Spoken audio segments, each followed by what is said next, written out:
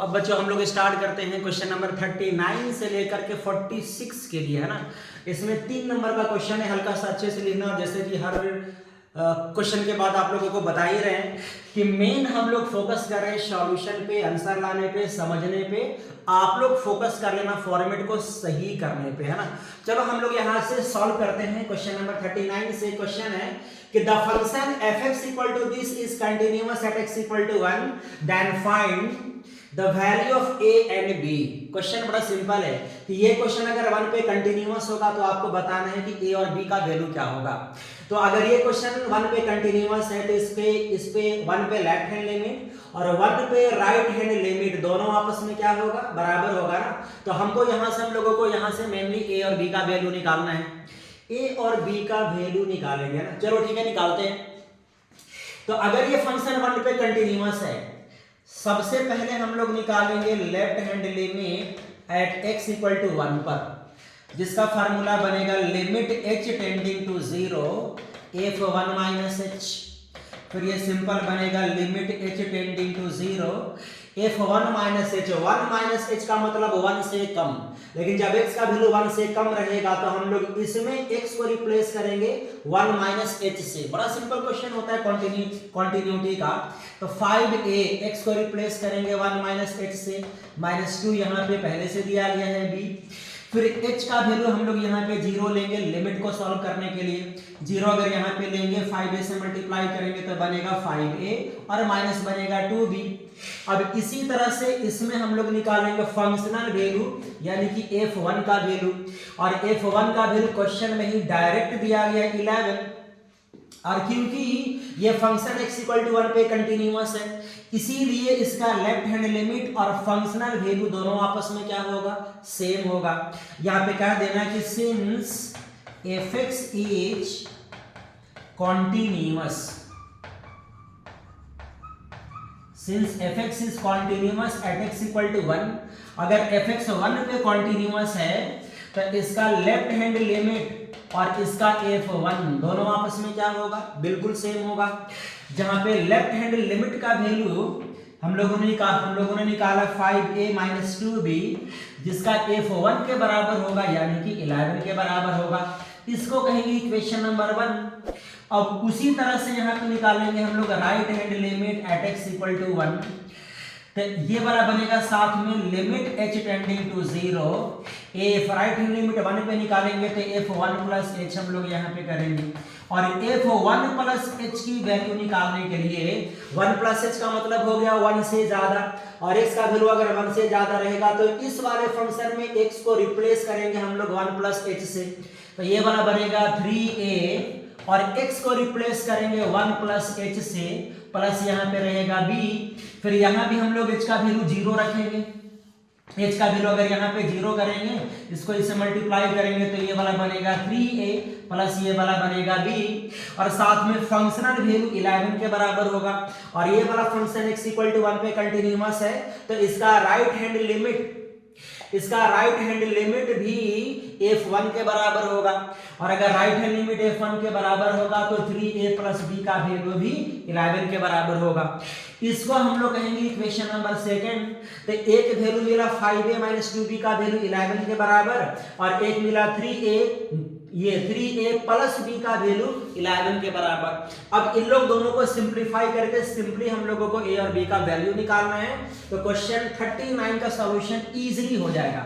तो एक हमारे पास इक्वेशन है 5a - 2b = 11, 5a - 2b = 11, और एक हम लोगों के पास इक्वेशन है 3a + b = 11। 3a + b = 11 यहाँ भी है। इस इक्वेशन को 2 से मल्टीप्लाई करके सबसे पहले ऐड करेंगे और a का वैल्यू निकालेंगे। ऊपर दिया गया 5a - 2b = 11, नीचे अगर 2 से मल्टीप्लाई करेंगे तो 6a प्लस बनेगा 2b, और इसको अगर 2 से मल्टीप्लाई करेंगे तो बनेगा 22। फिर अगर इसको हम लोग ऐड करेंगे तो ये कैंसिल हो जाएगा, इसको ऐड करेंगे तो बनेगा 11a, इसको ऐड करेंगे तो बनेगा 33। 11 से कैंसिल करेंगे तो a का वैल्यू मिलेगा 3, और a का वैल्यू 3 अगर यहाँ पे रखेंगे तो 5 3 बन जाएगा 15 - 2b = बनेगा 11। फिर यहाँ पे देखो -2b इक्वल टू 11 माइनस बनेगा 15, फिर बनेगा -2b इक्वल टू, इन लोग दोनों को माइनस करेंगे तो आ जाएगा -4। फिर यहाँ पे देखो कैंसिल करेंगे तो b का वैल्यू 2 होगा, यानी कि a का वैल्यू 3 होगा और b का वैल्यू यहाँ पे 2 होगा। ऐसे बनेगा क्वेश्चन नंबर 39। सिंपल क्वेश्चन है एकदम, कॉन्टिन्यूटी से क्वेश्चन था। अब सीधे हम लोग आ जाएंगे क्वेश्चन नंबर 40 में, और ये क्वेश्चन दिया गया है मैक्सिमा एंड मिनिमा से, एप्लीकेशन ऑफ डेरिवेटिव का क्वेश्चन है। Find the interval in which the function fx is increasing, और क्वेश्चन नंबर बी में है डिक्रीजिंग, है ना। किस इंटरवल में ये फंक्शन इंक्रीज करेगा और किस इंटरवल में ये फंक्शन डिक्रीज करेगा। दो क्वेश्चन है ए और बी करके, है ना। तो जिस इंटरवल में इस फंक्शन का डेरिवेटिव 0 से बड़ा आएगा उस इंटरवल में ये फंक्शन इंक्रीज करेगा, और जिस इंटरवल में ये फंक्शन का डेरिवेटिव 0 से छोटा आएगा उस इंटरवल में ये फंक्शन डिक्रीज करेगा। सबसे पहले हम लोग फंक्शन को डिफरेंशिएट करेंगे। 2x क्यूब -3x² -36x + 7 को डिफरेंशिएट करेंगे। सेंटेंस यहाँ पे लिख देना, differentiating with respect to x we get. इसको डिफरेंशिएट करेंगे तो बनेगा f'(x). इसका डिफरेंशिएशन करेंगे, पावर नीचे आएगा, पावर में एक माइनस होगा। इसका डिफरेंशिएशन हो जाएगा 6x², इसका डिफरेंशिएशन हो जाएगा -6x। लेकिन आप लोग अच्छे से फॉर्मेट में आकर के डिफरेंशिएट करना, ऐसे शॉर्ट में आप लोग को नहीं मारना डिफरेंशिएशन। फिर इसको डिफरेंशिएट करेंगे तो ये बनेगा 36, और 7 का डिफरेंशिएशन हो जाएगा 0। तो अब ये बनेगा f'(x). इन तीनों टर्म से पहले 6 हम लोग कॉमन लेंगे तो ये बनेगा x² माइनस बनेगा x और माइनस हो जाएगा 6। फिर इसको हम लोग सिंप्लीफाई करेंगे, ब्रेक करेंगे इसको, तो x² -3x + 2x माइनस यहाँ पे 6 करेंगे। मिडिल टर्म स्प्लिट किए है ना। फिर इन लोग दोनों से हम लोग x कॉमन लेंगे तो x - 3 बचेगा, +2 अगर यहाँ से कॉमन लेंगे तो x माइनस यहाँ भी 3 हो जाएगा। तो सिंपली फंक्शन का डेरिवेटिव वैल्यू देखो क्या हो जाएगा। फिर इन लोग दोनों से x - 3 हम लोग कॉमन ले लेंगे, और 6 तो पहले से ही बाहर था। फिर कॉमन लेने के बाद अब ये बच जाएगा सिंपली x + 2। तो ये हो गया फंक्शन का डेरिवेटिव वैल्यू, डिफरेंशिएशन। अब सबसे पहले देखेंगे कि इसका डिफरेंशिएशन 0 कब बनेगा। तो इसका डिफरेंशिएशन 0 बनेगा जब x का वैल्यू हम लोग या तो 3 लेंगे और या तो -2 लेंगे। 3 लेंगे तो 3 - 3 0 होगा, तो पूरा 0 हो जाएगा, और -2 लेंगे तो -2 + 2 0 होगा, तो ये भी पूरा 0 होगा। तो फंक्शन का डेरिवेटिव इन दोनों x पे ना सबसे पहले 0 के बराबर आ जाएगा। अब यहाँ से हम लोग एक नंबर लाइन लेंगे, ये वाला हो जाएगा 0, ये रहेगा 1 2 3 4 5 से लेकर के इंफिनिटी, ये रहेगा -1 -2 -3 -4 से लेकर के ∞। x का वैल्यू 3 आया है, x का वैल्यू 3 पे डेरिवेटिव 0 होगा, और x का वैल्यू -2 पे भी डेरिवेटिव 0 होगा। तो नंबर लाइन 3 पार्ट में डिवाइड हो गया। किसी एक इंटरवल का एक वैल्यू उठा करके डेरिवेटिव में पुट करेंगे, खाली उसका साइन चेक करने के लिए बस। तो अगर इस इंटरवल का मान लो कि 0 वैल्यू यहाँ पे रखते हैं, 0 अगर यहाँ पे रखेंगे तो आएगा -3, और -3 + 6 को इंटू करेंगे तो आएगा -18, और यहाँ पे -3 + 2 करेंगे तो ये भी रहेगा -1, यही ना होगा। यहाँ पे अगर 0 रखेंगे तो आएगा -1, फिर इन लोग दोनों को मल्टीप्लाई करेंगे तो आएगा सबसे पहले हम लोग रखेंगे 0 ना। 0 अगर यहाँ पे रखेंगे तो ये बनेगा -3, 0 अगर यहाँ पे रखेंगे तो ये बनेगा +2। 0 रखना है ना। डेरिवेटिव वैल्यू हम लोगों का ये है, ये हम लोग का डेरिवेटिव वैल्यू है। x का वैल्यू -2, ये सही है, बिल्कुल सही है। तो इस इंटरवल का वैल्यू अगर 0 हम लोग यहाँ पे रखेंगे तो इसको इससे मल्टीप्लाई करेंगे तो आएगा -18, सही है। लेकिन 0 अगर यहाँ पे रखेंगे तो ये वाला वैल्यू बनेगा, ये -1 नहीं होगा, ये गलत है। अगर यहाँ पे हम लोग 0 रखेंगे तो ये बनेगा ओनली +2, है ना। फिर इन लोग दोनों को मल्टीप्लाई करेंगे तो आएगा -36, यानी कि इस इंटरवल का एक वैल्यू डेरिवेटिव को -36 किया यानी कि नेगेटिव किया। तो अगर इस इंटरवल का एक भी वैल्यू इसको नेगेटिव करेगा ना, तो इस इंटरवल का सारा वैल्यू इसको नेगेटिव ही करेगा, पॉजिटिव नहीं करेगा। तो अगर ये इंटरवल का वैल्यू इसको नेगेटिव करेगा तो उसके बगल वाले इंटरवल का वैल्यू उसको पॉजिटिव करेगा, फिर नेगेटिव करेगा, फिर पॉजिटिव करेगा, अल्टरनेट साइन यहाँ पे चलता है ना। तो अगर ये इंटरवल डेरिवेटिव को नेगेटिव करता है तो ये इंटरवल डेरिवेटिव को पॉजिटिव करेगा, और 3 से बड़े वाले इंटरवल अगेन डेरिवेटिव को पॉजिटिव करेगा। तो ये इंटरवल और ये इंटरवल डेरिवेटिव को पॉजिटिव करेगा, तो ये इंटरवल और ये इंटरवल में फंक्शन इंक्रीज करेगा, और जिस इंटरवल में डेरिवेटिव नेगेटिव होगा ये इंटरवल फंक्शन को डिक्रीज करेगा, है ना। तो ऑप्शन मतलब क्वेश्चन ए के लिए, क्वेश्चन ए में कहा जा रहा था कि इंक्रीजिंग के लिए इंटरवल क्या होगा, क्वेश्चन बी में कि डिक्रीजिंग के लिए क्या होगा। तो क्वेश्चन ए का आंसर है कि इंक्रीज तब करेगा जब -∞ से लेकर हम लोग -2 लेंगे, या फिर हम लोग 3 से इंफिनिटी लेंगे। तो ऐसे वाले केस में डेरिवेटिव का वैल्यू 0 से बड़ा होगा, तो इस इंटरवल में फंक्शन हम लोगों का इंक्रीज करेगा। लेकिन डिक्रीज कब करेगा, जब हम लोग x का वैल्यू, जब हम लोग इंटरवल -2 से +3 के बीच में लेंगे ना, तो फंक्शन हम लोगों का डिक्रीज करेगा, क्योंकि इस वाले इंटरवल में फंक्शन का डेरिवेटिव नेगेटिव आ रहा है ना। लेकिन यहाँ पे अच्छे से लिखना है कि fx is increasing in the interval this, और b में लिखना है कि fx is decreasing in the interval this. मैंने आपको पहले ही बता दिया है कि फॉर्मेट में आप लोगों को आ करके लिखना है, अच्छे से आप लोगों को सजा करके लिखना है, ताकि क्वेश्चन आपसे सही भी बने और पूरा का पूरा नंबर भी आप लोगों को मिले, है ना। तो ये था इस क्वेश्चन का सॉल्यूशन, आंसर इसका ये होगा इंक्रीजिंग के लिए, और ये इंटरवल होगा डिक्रीजिंग के लिए, है ना। तो ये था क्वेश्चन नंबर 40। अब चलो आते हैं क्वेश्चन नंबर 41 में। क्वेश्चन नंबर 41 में इंटीग्रेशन का क्वेश्चन है, और इंटीग्रेशन में डिनोमिनेटर में क्वाड्रेटिक है रूट के अंदर, और ऊपर में लीनियर है। तो हम लोगों ने सीखा है ऐसे वाले फॉर्मेट, कि ऐसे वाले फॉर्मेट में numerator is equal to constant differentiation of quadratic, है ना। क्वाड्रेटिक को खाली डिफरेंशिएट करेंगे, यानी कि 2x² प्लस x माइनस 3 को खाली डिफरेंशिएट करेंगे, प्लस यहाँ पे कांस्टेंट दे देंगे, और इसको पहले सिंप्लीफाई करेंगे। तो ये वाला बनेगा x प्लस 1, यहाँ पे रहेगा a, डिफरेंशिएट करेंगे तो इसका डिफरेंशिएशन बनेगा 2x प्लस बनेगा 1, प्लस यहाँ पे करेंगे b, और इसको कहेंगे इक्वेशन नंबर 1, सिंपल है एकदम। फिर यहाँ पे बनेगा x प्लस 1, फिर इसको मल्टीप्लाई करेंगे तो बनेगा 2ax, इसको इससे मल्टीप्लाई करेंगे तो बनेगा a, साथ में रहेगा प्लस b। अब यहाँ से कोफिशिएंट इक्वेट करेंगे, यहाँ पे कह देना आप लोग इक्वेटिंग कोफिशिएंट वी गेट, तभी काम आगे करना है ना। कोफिशिएंट अगर इक्वेट करेंगे तो 2a को 1 से इक्वेट करेंगे, यहाँ पे x के बगल में 2a है, और यहाँ पे x के बगल में यहाँ पे कुछ नहीं है तो 1 है। तो इसका मतलब कि 2a का वैल्यू 1 के बराबर होगा, और साथ में a प्लस b का वैल्यू 1 के बराबर होगा, दोनों का दोनों 1 के ही बराबर होगा।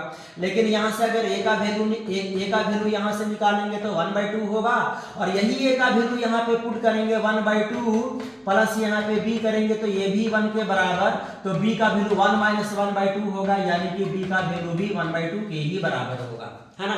अब यही a और b का वैल्यू हम लोग रख देंगे सबसे पहले इक्वेशन नंबर 1 में। तो बनेगा x प्लस 1 इक्वल टू हो जाएगा a का वैल्यू रखेंगे 1/2, साथ में यहाँ पे कर देंगे 2x प्लस यहाँ पे कर देंगे 1, प्लस b का वैल्यू भी यहाँ पे 1/2 ही रखेंगे हम लोग। तो इसका मतलब इस लीनियर के जगह पे ये लीनियर को हम लोग रिप्लेस करके इंटीग्रेट करेंगे। अब चलो वापस हम लोग आते हैं इंटीग्रेशन में। अभी तक हम लोगों ने अलजेब्रा का काम किया है। इंटीग्रेशन में ऊपर x प्लस 1 है, डिनोमिनेटर में √2x² प्लस x माइनस यहाँ पे 3 है, यहाँ पे कर देंगे dx। तो अब ये बनेगा सीधे इंटीग्रेशन, x प्लस 1 को हम लोग रिप्लेस करेंगे इतना से, तो ये बनेगा 1/2, साथ में रहेगा 2x प्लस 1 प्लस यहाँ पे करेंगे 1/2। डिनोमिनेटर में रहेगा, डिनोमिनेटर में सेम टू सेम वही रहेगा 2x square plus x minus यहाँ पे 3 हो जाएगा। एकदम आसान है। अब यहाँ के बाद ना इंटीग्रेट करने के लिए हम लोग इसको सेपरेट करेंगे, तो सेपरेट करेंगे तो ये बनेगा इंटीग्रेशन 1/2 को हम लोग बाहर भी कर सकते हैं। ये बनेगा सिंपली 2x प्लस 1, नीचे डिनोमिनेटर में हो जाएगा root under 2x square plus x minus 3। फिर सेपरेट करके इसको अगर यहाँ पे लाएंगे तो बाहर सबसे पहले 1/2 कर देते हैं, ऊपर बचेगा 1, लेकिन डिनोमिनेटर में तो वही रहेगा 2x square plus x minus यहाँ पे 3 ही रहेगा। और यहाँ भी कर देंगे dx, इंटीग्रेशन अगर दिए हैं तो यहाँ भी हो जाएगा dx। इंटीग्रेशन यहाँ के बाद एकदम से आसान हो जाता है ना। इसको बनाएंगे इंटीग्रेशन बाय सब्स्टिट्यूशन से और इसको बनाएंगे इंटीग्रेशन बाय ट्रांसफॉर्मेशन से। इसको हम लोग परफेक्ट स्क्वायर में कन्वर्ट करके बनाएंगे और इसमें हम लोग इसको रूट के अंदर वाले टर्म को टी लेकर के बनाएंगे हम लोग, है ना। आसान क्वेश्चन है हाँ, लेकिन जैसे ही बनाने जाएंगे ना तो आप लोग ये काम कर लेना कि टोटल को मान लेना i और इसको मान लेना i1, इसको मान लेना i2, i1 को अलग सॉल्व करना, i2 को अलग सॉल्व करना और ला करके यहीं पे बैठा देना i में, लेकिन टोटल को हम लोग क्या मानेंगे i। लेकिन फिलहाल थोड़ा सा टाइम को बचाने के लिए हम लोग वीडियोस में एक साथ मिला करके बना रहे हैं, लेकिन आप लोग अलग अलग i1 i2 लेकर के बनाना ज्यादा अच्छा रहेगा, है ना। चलो सबसे पहले इसको सॉल्व कर लेते हैं हम लोग अलग से। टोटल को हम लोग मान लेते हैं i, इसको पहले हम लोग अलग से सॉल्व करेंगे। Integration of 2x plus 1 bye नीचे रहेगा रूट अंडर, अच्छा 2x प्लस 1 है या फिर कुछ और है, क्वेश्चन में 2x स्क्वायर है ना, 2x square differentiation I think यहाँ पे गलत हो गया, डिफरेंशिएशन बनेगा ये वाला 4x, ये गलत हो गया भाई, ये गलत हो गया, ये गलत हो गया, ये गलत हो गया है। डिफरेंशिएशन इसका बनेगा 4x,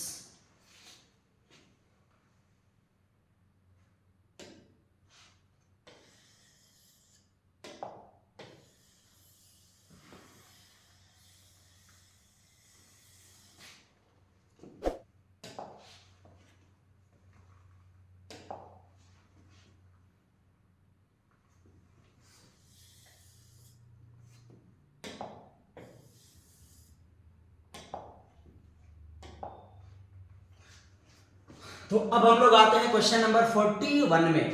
क्वेश्चन नंबर 41 इंटीग्रेशन का क्वेश्चन है जिसमें डिनोमिनेटर में क्वाड्रेटिक है, ऊपर में लीनियर है, तो ऐसे वाले क्वेश्चन का बनाने का फॉर्मेट ही अलग होता है। देखो कैसे बनाना है, तो ऐसे वाले क्वेश्चन में न्यूमरेटर सबसे पहले कर देना है, इसमें numerator equal to constant differentiation of quadratic, quadratic का मतलब कि 2x स्क्वायर प्लस 6 माइनस यहाँ पे कर देंगे 3 प्लस यहाँ पे रहेगा कांस्टेंट, है ना।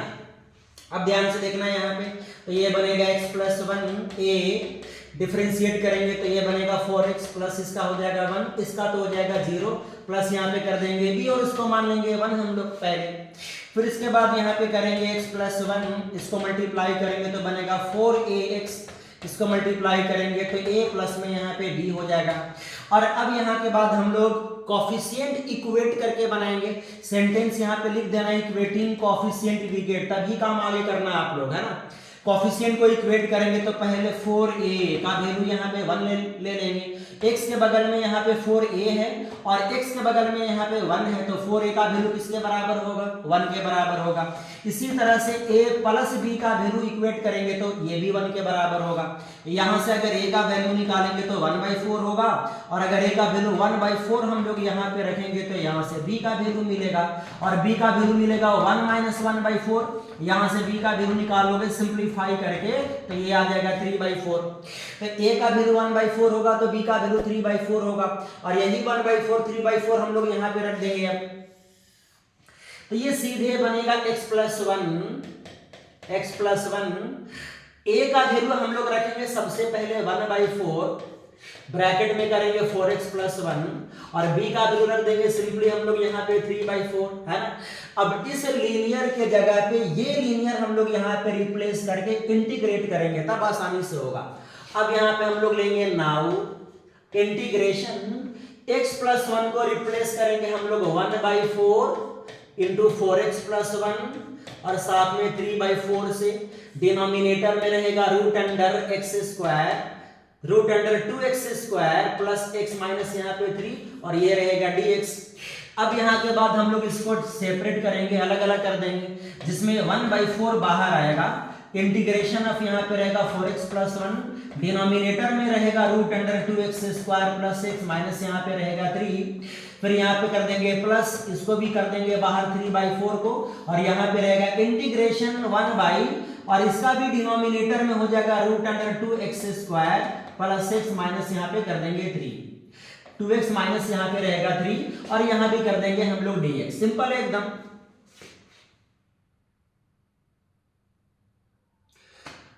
अब ध्यान से देखना है, खाली हम लोगों ने यहाँ पे ना सेपरेट किया है बस। अब इसको इंटीग्रेट करेंगे अलग मेथड से और इसको इंटीग्रेट करेंगे हम लोग अलग मेथड से। ये इंटीग्रेट होगा इंटीग्रेशन बाय सब्स्टिट्यूशन से और ये इंटीग्रेट होगा इंटीग्रेशन बाय ट्रांसफॉर्मेशन से, है ना। इसको हम लोग कहेंगे I1 और इसको हम लोग कहेंगे I2 और टोटल को हम लोग मान लेंगे I, है ना। सबसे पहले टोटल को I कह देंगे, इसको कहेंगे I1, इसको कहेंगे I2। I1 को अलग सॉल्व करेंगे, I2 को अलग सॉल्व करके ला करके यहीं पे बैठा देंगे तो वैल्यू निकल जाएगा। इसको हम लोग मान चुके होंगे इक्वेशन नंबर कुछ और 1 2 हम लोगों ने कहीं तो मान ही लिया होगा। इसको चलो हम लोग क्या देते हैं सेकेंड इक्वेशन। इसको अलग से सॉल्व करेंगे, उसको हम लोग अलग से सॉल्व करेंगे। अब चलो हम लोग इस इंटीग्रेशन की वैल्यू अलग से निकाल लेते हैं। तो ये सिंपल यहाँ पे बनेगा इंटीग्रेशन ऑफ दिया हुआ था यहाँ पे 4x प्लस 1, डिनोमिनेटर में था root under 2x square plus x minus 3 और यहाँ पे dx। खाली इस इंटीग्रेशन को हम लोग सॉल्व करेंगे, बस 1/4 को ऐसे ही छोड़ देंगे क्योंकि इस इंटीग्रेशन की वैल्यू खाली अलग से निकाल करके वापस हम लोग यहाँ पे रखने वाले हैं बस। तो चलो इंटीग्रेट पहले हम लोग इसको कर लेते हैं। इसका इंटीग्रेशन करने के लिए इसको t लेकर के बनाएंगे हम लोग। कहेंगे let 2x square plus x minus 3 equal to, सबसे पहले कहेंगे t और इसको हम लोग मान चुके होंगे I1, है ना। फिर इसको डिफरेंशिएट करेंगे, जिसको हम लोग t लेते हैं ना सब्स्टिट्यूशन में उसको डिफरेंशिएट भी करते हैं। इसको डिफरेंशिएट करेंगे तो इसका डिफरेंशिएशन बनेगा 4x, इसका डिफरेंशिएशन बनेगा प्लस 1, यहाँ पे रहेगा dx और यहाँ पे कर देंगे dt और ये सारे वैल्यू को हम लोग यहाँ पे रखेंगे। तो ये बनेगा integration of 4x plus 1 dx को रिप्लेस करेंगे dt से, डिनोमिनेटर में इसको रिप्लेस करेंगे हम लोग t से और 1/√t का डिफरेंशिएशन हो जाएगा 2√t प्लस में यहाँ पे c हम लोग लास्ट में ही कर लेंगे यार। तो इसका इंटीग्रेशन वैल्यू हो जाएगा सिंपली खाली 2√t को रिप्लेस करेंगे 2x square plus x minus 3 से। तो ये वाला हो गया I1 का वैल्यू। उसी तरह से हम लोग निकालेंगे I2 का वैल्यू। I2 हम लोग कह देंगे, इसको अलग से आप लोग मान लेना, I2 कह देंगे हम लोग इस इंटीग्रेशन वैल्यू को। तो ये वाला है सीधे इंटीग्रेशन ऑफ 1 डिनोमिनेटर में रहेगा root under 2x square plus x minus यहाँ पे 3 रहेगा और यहाँ पे रहेगा dx। सिंपल है एकदम। इसको इंटीग्रेट करने के लिए हम लोग इसको कंप्लीटिंग स्क्वायर मेथड से बनाएंगे और कंप्लीटिंग स्क्वायर करने के लिए सबसे पहले ये वाला 2 को बाहर निकालेंगे, जो रूट के साथ बाहर आएगा। 2 को बाहर निकालेंगे तो नीचे हो जाएगा √2 बाहर। ये बनेगा इंटीग्रेशन ऑफ 1/√, खाली बचेगा x स्क्वायर प्लस में यहाँ पे रहेगा 1/2x और माइनस में यहाँ पे रहेगा 3, साथ में रहेगा dx। अब सिंपल ये तो रहेगा 1/√2। इसको कंप्लीटिंग स्क्वायर करेंगे, मेथड हम लोगों ने शॉर्टकट यहाँ पे सीखा था कंप्लीटिंग स्क्वायर करने के लिए कि x स्क्वायर को हम लोग x लिखेंगे और यहाँ पास के नंबर को 2 से डिवाइड करके हम लोग लिखेंगे। तो ये वाला हो जाएगा 1/4 और होल का स्क्वायर हम लोग यहाँ पे कर देंगे। फिर इसी नंबर का स्क्वायर करके यहाँ पे लिखेंगे तो आ जाएगा 1/16 और माइनस ये वाला 3 ही रखेंगे और साथ में यहाँ पे रहेगा dx। बड़ा सिंपल है एकदम। तो ये सीधे आ जाएगा 1/√2 और ये भी बनेगा रूट अंडर 1/√, ये वाला बनेगा x प्लस साथ में 1/4 का सीधे बनेगा होल स्क्वायर और इसको अगर ऐड करेंगे तो 16 या 48 48 और -1 -48 करेंगे तो -49 बाई नीचे हो जाएगा 16 और यहाँ पे रहेगा dx। फिर अगर और इसको हम लोग सिंप्लीफाई करेंगे तो ये बनेगा 1/√2 इंटीग्रेशन ऑफ 1 बाई बनेगा अंडर रूट x प्लस 1/4 का होल स्क्वायर और ये बनेगा -7/4 का होल स्क्वायर, उसको भी हम लोग ऐसे कर सकते हैं, यहाँ पे आ जाएगा dx। तो अब ये सीधे बन गया 1/√x² माइनस a स्क्वायर वाली फार्मूला पे इंटीग्रेशन की फार्मूला होता है, यहाँ से वो लगा देंगे हम लोग। तो ये सिंपल बनेगा 1/√2 और 1/√x² माइनस a स्क्वायर का फार्मूला होता है log x, है ना, और प्लस हो जाएगा √x² माइनस a स्क्वायर, और x² माइनस a स्क्वायर करके सिंप्लीफाई करोगे ना तो वापस यही क्वाड्रेटिक आ जाएगा। इसी क्वाड्रेटिक को तोड़ करके हम लोगों ने जब इतना लाया है, और अगर इसी को यहाँ पे रख करके सिंप्लीफाई करेंगे तो वापस इतना ही आ जाएगा। तो सिंपल हम लोग यहाँ पे x² माइनस a स्क्वायर इतना को नहीं लिख करके ये वाला हम लोग लिखेंगे तो ज्यादा आसान रहेगा। 2x² माइनस x माइनस यहाँ पे 3 कर देंगे, और इंटीग्रेशन कांस्टेंट हम लोग लास्ट में ही दे देंगे। तो ये वाला हो गया I1 का वैल्यू और ये वाला हो गया I2 का वैल्यू, और I1 I2 के वैल्यू को हम लोग सीधे यहाँ पे रखेंगे। 1/4 ऐसे ही रहेगा, 3/4 भी ऐसे ही रहेगा, खाली ये इंटीग्रेशन और ये इंटीग्रेशन के जगह पे रिप्लेस कर देंगे, वही हम लोगों का आंसर हो जाएगा। तो अब जरा देखो तो I का वैल्यू हम लोग यहाँ से क्या लिखने वाले हैं, तो I का वैल्यू यहाँ पे तो पहले 4 मल्टीप्लाइड रहेगा, और 4 मल्टीप्लाइड होने के 1/4 मल्टीप्लाइड होगा, यहाँ पे हम लोग 1/4 मल्टीप्लाई कर देंगे, और 1/4 मल्टीप्लाई करने के बाद इस इंटीग्रेशन के जगह पे ये वाला इंटीग्रेशन हम लोग यहाँ पे रखेंगे 2/√2x² प्लस x माइनस 3 कर देंगे। फिर इसके बाद देखो यहाँ पे प्लस 3/4 है, तो हम लोग भी यहाँ पे कर लेंगे प्लस 3/4। फिर यहाँ पे देखो इस इंटीग्रेशन की वैल्यू हम लोग रख देंगे, ये वाला इंटीग्रेशन की वैल्यू हम लोगों ने देखो यहाँ पे निकाल लिया है, तो यहाँ पे रखेंगे सीधे 1/√2, साथ में रहेगा log x प्लस 1/4 प्लस यहाँ पे कर देंगे, फिर प्लस यहाँ पे करेंगे √2x² प्लस x माइनस 3। अब तब लास्ट में हम लोग यहाँ पे दे देंगे इंटीग्रेशन कांस्टेंट c। तो अगर बच्चों ऐसा वाला क्वेश्चन आ गया, डिनोमिनेटर में क्वाड्रेटिक के ऊपर में अगर लीनियर आ गया ना, तो ऐसा वाला क्वेश्चन लंबा ही बनेगा, और लंबा ही बनना है ऐसे वाले क्वेश्चन को, कोई इसका दूसरा रास्ता नहीं है, ऐसे ही आप लोग को प्रैक्टिस करना है, मार्क्स को उठाना है, तो है ना। तो इस क्वेश्चन को अच्छे से देख लेना, रिपीट करके देख लेना, फिर भी अगर आप लोगों को नहीं समझ में आएगा ना तो कमेंट करके आप लोग बताना, ऐसे वीडियोस और भी अपलोड कर देंगे, और अच्छा डेप्थ में जा करके समझा करके, है ना। अब चलो सीधे हम लोग आते हैं क्वेश्चन नंबर 42 में। क्वेश्चन नंबर 42 तो आसान क्वेश्चन भी है, और टाइम टेकिंग वाला क्वेश्चन तो ये बिल्कुल नहीं है। क्वेश्चन नंबर 42 में भी डेफिनेट इंटीग्रेशन की क्वेश्चन है, जिसको I मानेंगे, 0 से लेकर के π/2 है, और यहाँ पे दिया गया है sin x minus cos x, denominator में दिया गया है 1 प्लस sin x इंटू दिया गया है cos x, और यहाँ पे करेंगे dx, है ना। एक प्रॉपर्टी हम लोग जानते हैं, सबसे पहले हम लोग इसको 1 कहेंगे। एक प्रॉपर्टी हम लोग जानते हैं कि 0 से a वाले केस में x को हम लोग अपर लिमिट माइनस x से रिप्लेस करके बनाएंगे तो वैल्यू में कोई फर्क नहीं पड़ता है ना। अच्छा, इसका वैल्यू प्रूफ कर रहे हैं कि 0 के बराबर आएगा, इसको हम लोगों ने I मान लिया, तो I का वैल्यू अगर 0 के बराबर आ गया तो इसका वैल्यू भी 0 के बराबर आना कहला जाएगा, है नहीं।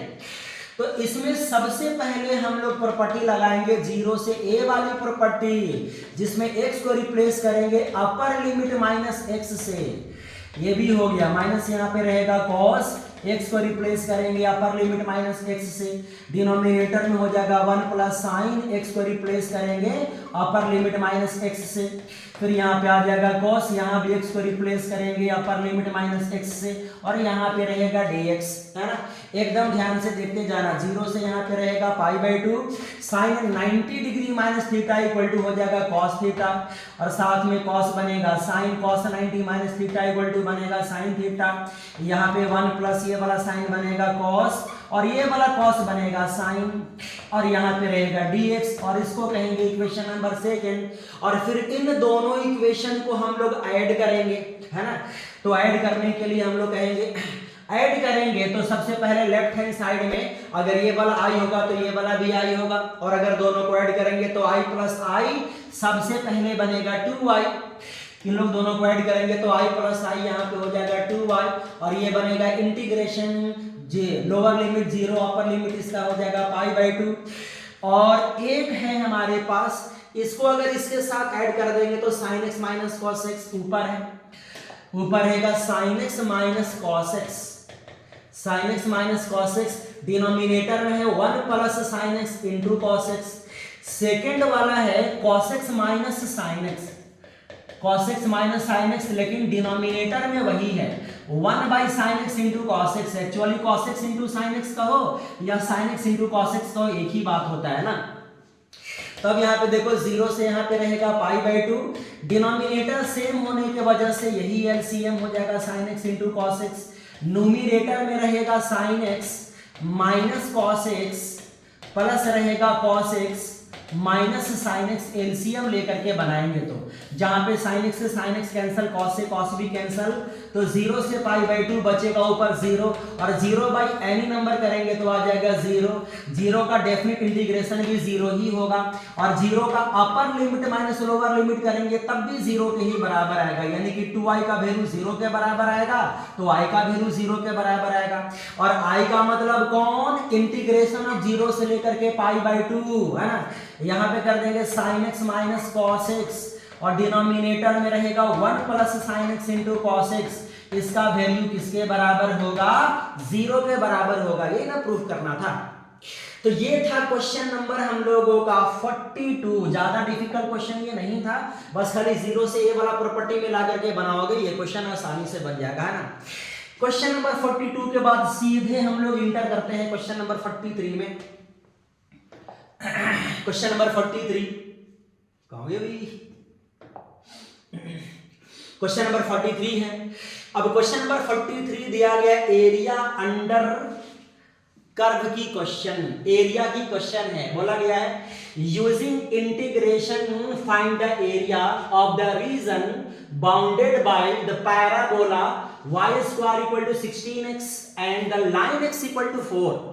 ये वाले कर्व और ये वाले कर्व से मिलकर के जो एरिया बनेगा ना उसका वैल्यू आप लोगों को निकालना है। अब एरिया वाले क्वेश्चन में क्या होता है कि सबसे पहले आपको गिवन लिखना होता है। गिवन में क्या लिखना कि y square equal to 4ax is a parabola, ये पैराबोला है जिसका फोकस इसका बता देना 4 0 के बराबर, जो भी फोकस होगा वो आपको बता देना कि ये पैराबोला है, फोकस ये है और ये लाइन है और x equal to constant line है और x equal to constant line y axis के पैरेलल होता है, बस इस बात को याद रखना है। ये लाइन y एक्सिस के पैरेलल होगा, ये वाला हम लोगों का पैराबोला है। सेंटेंस पहले यहाँ पे गिवन आएगा, इसके बाद ग्राफ बनेगा, इसके बाद इंटीग्रेशन के थ्रू हम लोग इसका एरिया निकालेंगे। तो गिवन वाला पार्ट को ना आप लोग उसको खुद से बना लेना। हम लोग सीधे स्टार्ट करते हैं इसका ग्राफ से। तो इसका हम लोग कहते हैं right hand opening parabola, y square equal to 4ax वाला फॉर्म है और यहाँ पे देखो x equal to 4, y axis के पैरेलल लाइन होगा, ये हो गया x इक्वल टू 4। क्वेश्चन ने बोला using integration find the area of the region bounded by the parabola y square equal to 4x and the line x equal to 4।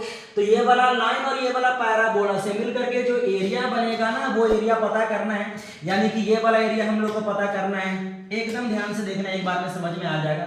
ये वाली area हम लोग को पता करना है, x इक्वल टू 4 और पैराबोला से मिल करके जो एरिया बनेगा ये एरिया हम लोगों को पता करना है। अब ये एरिया पता करना एकदम दुनिया का सबसे आसान काम है।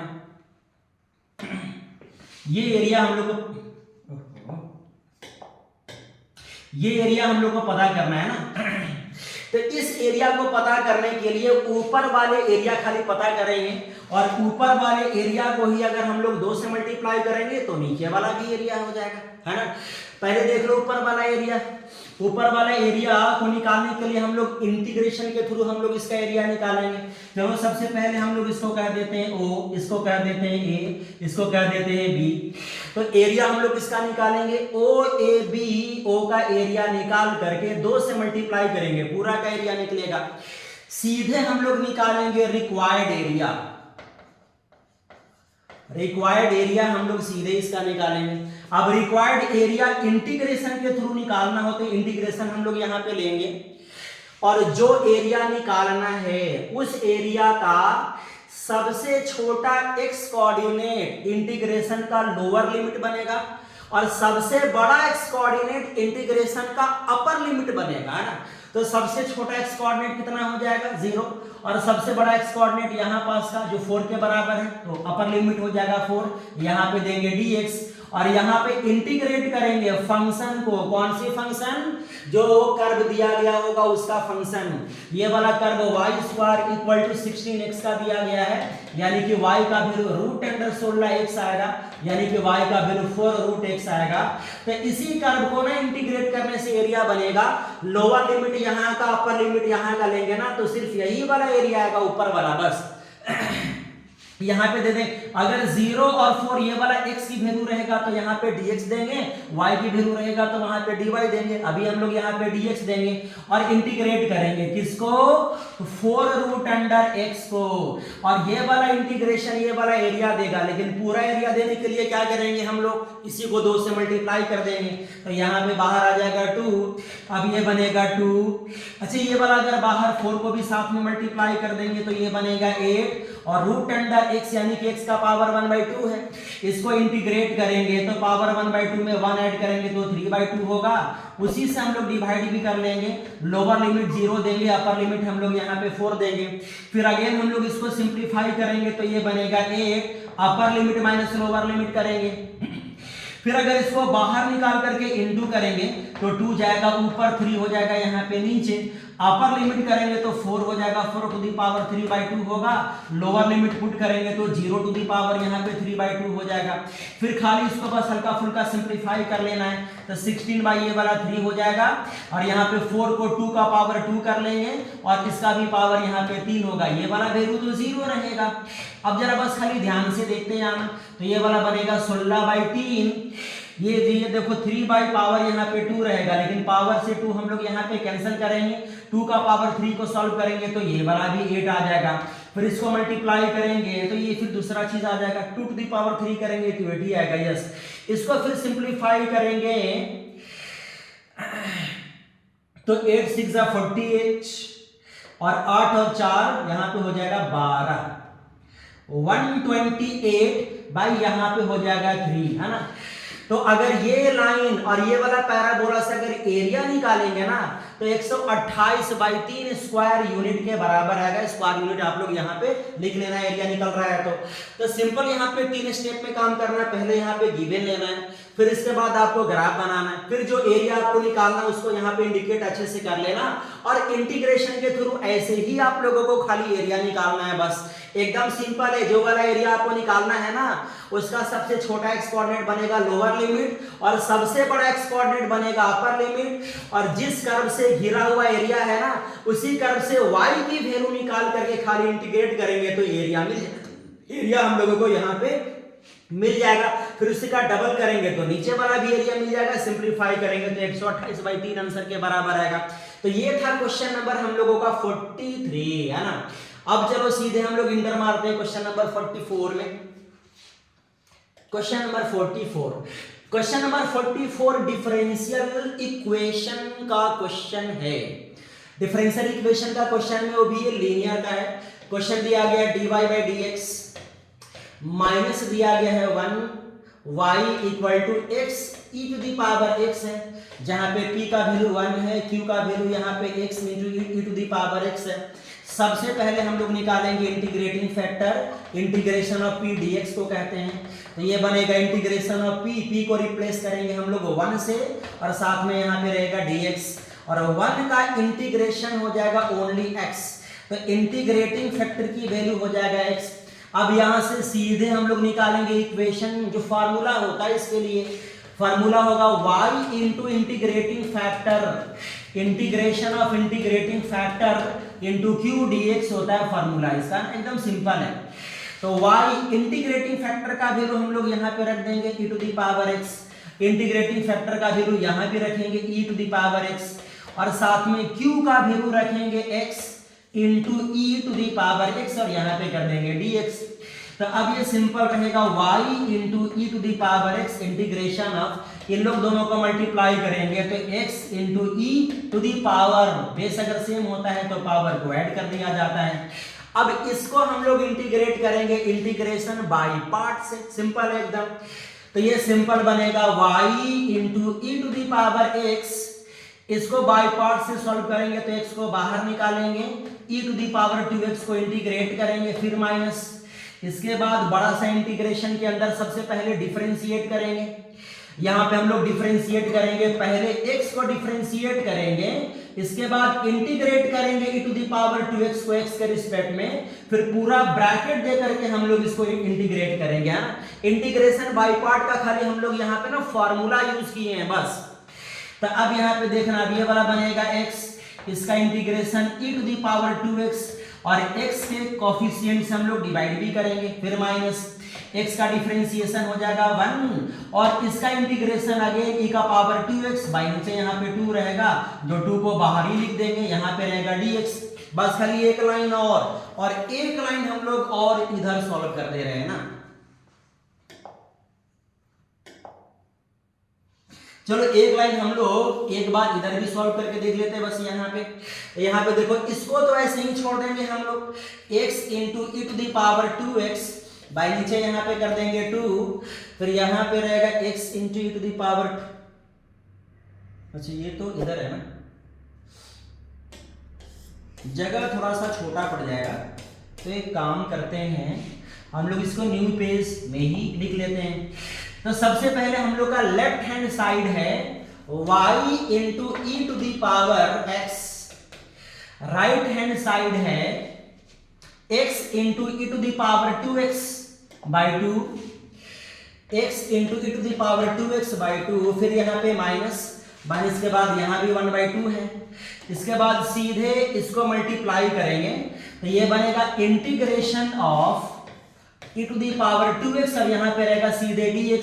अब खाली ना एक लाइन का इंटीग्रेशन है बस, इसका इंटीग्रेशन e⁻ 2x ही आएगा, बाई नीचे यहाँ पे x के कोफिशिएंट से डिवाइड कर देंगे, प्लस में यहाँ पे c कर देंगे और यहाँ पे रहेगा y इंटू e⁻x, तो y इंटू e⁻x, फिर यहाँ पे इसको सिंप्लीफाई करेंगे हम लोग तो ये बनेगा x into e⁻ 2x, by नीचे रहेगा 2, इसको मल्टीप्लाई करेंगे तो बनेगा 1/4 e⁻ 2x, प्लस यहाँ पे इंटीग्रेशन कांस्टेंट c रहेगा। यहाँ तक भी हम लोग आंसर को छोड़ सकते हैं और आगे सिंप्लीफाई करना होगा तो और आगे भी आप लोग सिंप्लीफाई कर सकते हो, इसको एलसीएम यहाँ पे लेकर के कॉमन लेकर के, और आगे भी आप लोग काम यहाँ पे कर सकते हो, है ना। लेकिन इतना भी काम कर दोगे तो सही रहेगा, ठीक रहेगा ना। तो ये था क्वेश्चन नंबर हम लोगों का 44। सीधे हम लोग एंट्री करते हैं यहाँ के बाद क्वेश्चन नंबर 45 में। क्वेश्चन नंबर 45 है ना। क्वेश्चन नंबर 45 में वेक्टर की क्वेश्चन है ना। चलो बनाते हैं वेक्टर की क्वेश्चन। वेक्टर के क्वेश्चन में है कि the vertices a b c of A triangle ABC have a position vector 1 2 3 -1 0 0 and 0 1 2 respectively, then find the angle ABC। बड़ा सिंपल क्वेश्चन है कि एक हमारे पास ट्रायंगल है, ढंग से देखना, एक ट्रायंगल है, ए को कह देते हैं वर्टेक्स A, वर्टेक्स B और वर्टेक्स यहाँ पे रहेगा C, और वर्टेक्स A दिया गया है 1 2 3, वर्टेक्स B दिया गया है -1 0 0 और वर्टेक्स C दिया गया है 0 1 2 वर्टेक्स C है। बोला गया है कि इस ट्रायंगल का एंगल ABC पता करना है, एंगल ABC यानी कि ये वाला एंगल पता करना है। चलो इस एंगल को हम लोग थीटा मान लेते हैं। ट्रायंगल का ये एंगल पता करना है, आसानी से पता करेंगे ना। और ट्रायंगल का ये एंगल पता करने के लिए सबसे पहले हम लोग निकालेंगे वेक्टर BA, और वेक्टर BA का मतलब A position vector minus B position vector करेंगे, जिसमें A पोजीशन वेक्टर का वैल्यू दिया गया है i cap plus 2j cap plus यहाँ पे 3k cap, minus B position vector का वैल्यू देखो खाली माइनस i कैप है। इसको सिंप्लीफाई करेंगे तो minus minus plus i cap, इसके साथ ऐड करेंगे तो 2i cap plus 2j cap plus यहाँ पे 3k कैप है। इसी तरह से निकालेंगे वेक्टर BC, वेक्टर BC निकालेंगे। वेक्टर BC का मतलब C position vector minus B position vector करेंगे, और C पोजीशन वेक्टर का मतलब हो जाएगा 2j cap, only j cap not 2j cap, इसका वैल्यू हो जाएगा खाली 2j कैप प्लस इसका वैल्यू हो जाएगा ओनली जे कैप प्लस हो जाएगा 2k कैप, और यहाँ पे बी पोजीशन वेक्टर का वैल्यू हो जाएगा सिर्फ माइनस आई कैप बस। अब यहाँ पे ध्यान से देखना, माइनस माइनस प्लस आई कैप प्लस हो जाएगा जे कैप और प्लस यहाँ पे करेंगे 2k कैप, तो ये हो गया वेक्टर BC। अब सीधे इन दोनों वेक्टर का डॉट प्रोडक्ट निकालेंगे, सीधे हम लोग यहाँ पे करेंगे now vector BA dot vector BC निकालेंगे। तो इन लोग दोनों वेक्टर का बीच का अगर डॉट प्रोडक्ट करेंगे तो I को I के साथ डॉट करना होगा, J को J के साथ डॉट करना होगा और K को K के साथ भी डॉट करना होगा, 6 आएगा। इन तीनों को ऐड कर देंगे तो 10 आ जाएगा। अब इसी तरह से वेक्टर BA और वेक्टर BC का मैग्नीट्यूड भी निकाल लेंगे। तो यहाँ पे ढंग से देखना कि वेक्टर BA का मैग्नीट्यूड निकालेंगे हम लोग तो 2 का स्क्वायर और 3 का स्क्वायर करना होगा रूट के अंदर। तो यहाँ पे सिंपल कर लेंगे 2 का स्क्वायर 4, 2 का स्क्वायर 4, 3 का स्क्वायर करेंगे तो यहाँ पे 9 आ जाएगा। तो इसका वैल्यू बनेगा 9 और 8 ये वाला हो जाएगा 17। एंड अब यहीं पे निकालना होगा वेक्टर BC का मैग्नीट्यूड। अब वेक्टर BC का मैग्नीट्यूड निकालेंगे तो देखो यहाँ पे क्या मिलेगा। वेक्टर BC का मैग्नीट्यूड हम लोग निकालेंगे तो बनेगा 1 का स्क्वायर, यहाँ भी 1 का स्क्वायर, J के बगल में 1 है और यहाँ पे 2 का स्क्वायर 4, यानी कि 1 प्लस यहाँ पे 4 कर देंगे हम लोग। 1 प्लस यहाँ पे 4 रहेगा तो इसका वैल्यू बनेगा √6। एकदम आसान है। तो ये हो गया सिंपली हम लोग का √6। अब अगर हम लोगों को एंगल निकालना है तो cos थीटा का फार्मूला हम लोग लेंगे vector BA dot vector BC, नीचे हम लोग कर देंगे वेक्टर BA का मैग्नीट्यूड इनटू वेक्टर BC का मैग्नीट्यूड से हम लोग cos थीटा की वैल्यू निकालेंगे, जहां से थीटा का वैल्यू निकलेगा। आप लोगों ने वेक्टर में पढ़ाई किया होगा एंगल निकालने के लिए cos थीटा का वैल्यू फिजिक्स में, है ना। तो vector BA dot vector BC का वैल्यू हम लोगों ने 10 निकाल लिया है और वेक्टर BA का मैग्नीट्यूड √17 हो गया है और वेक्टर BC का मैग्नीट्यूड √ यहाँ पे 6 हो गया है। इसको मल्टीप्लाई करेंगे तो देखो थीटा का वैल्यू क्या मिलेगा, सीधे मिलेगा cos इनवर्स, इसको ले जाएंगे उधर मिलेगा cos इनवर्स, यहाँ पे रहेगा 10 और इसको मल्टीप्लाई करेंगे तो ये आ जाएगा नीचे यहाँ पे 2, यहाँ पे 102 आ जाएगा रूट के अंदर 102 आ जाएगा। तो ये रहेगा थीटा की वैल्यू, यानी कि ट्रायंगल में एंगल ABC का वैल्यू इसके बराबर होगा। एंगल ABC का वैल्यू हो जाएगा सिंपली cos इनवर्स 10/√102। सिंपल है एकदम, है ना।